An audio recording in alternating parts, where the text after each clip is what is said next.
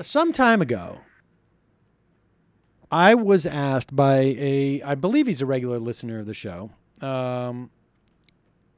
This was ages ago, actually. I was asked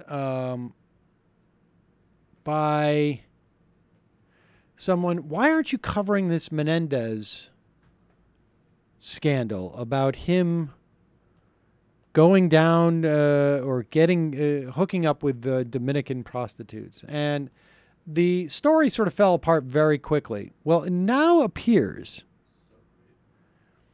the story was reported, and in fact, it was like their lead story for weeks, by the Daily Caller. Now, you're probably not familiar with the Daily Caller because it's not very successful. However, I do think they got a lot of funding, which is typical of right-wing media sites.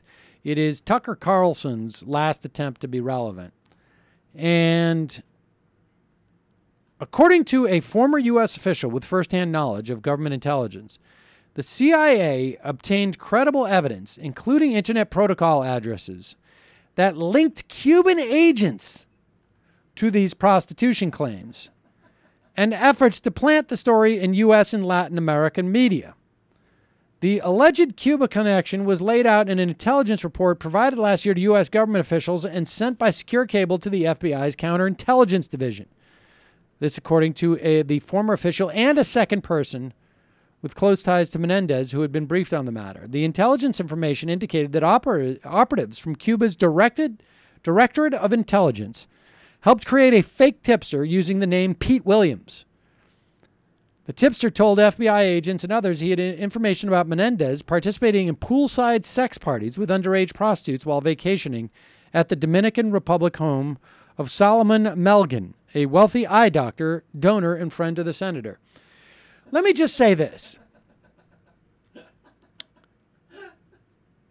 There is no more obvious an idea than if you are a foreign government and want to plant a fake story, or really the U.S. government for that matter, and you want to place a fake story that in any way would implicate a Democrat, a liberal,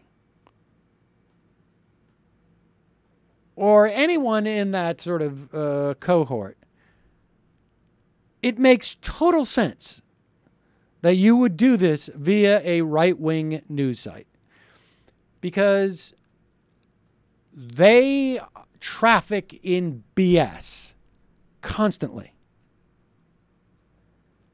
Their reporting skills are pathetic. Like literally, when I was asked, why aren't you covering that? I said, I need a source. Because look, I have no great love of Menendez, and Cuba, of course, wanted to discredit this guy because he was running for re-election and was going to be on the Senate Foreign Relations Committee. He was actually going to chair the Senate Foreign Relations Committee at that time. Now he is.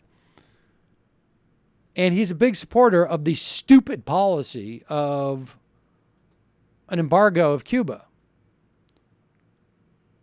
And in general, I don't perceive it as my business to flack for Democrats who do stuff that I disagree with or that is just inherently corrupt or bad.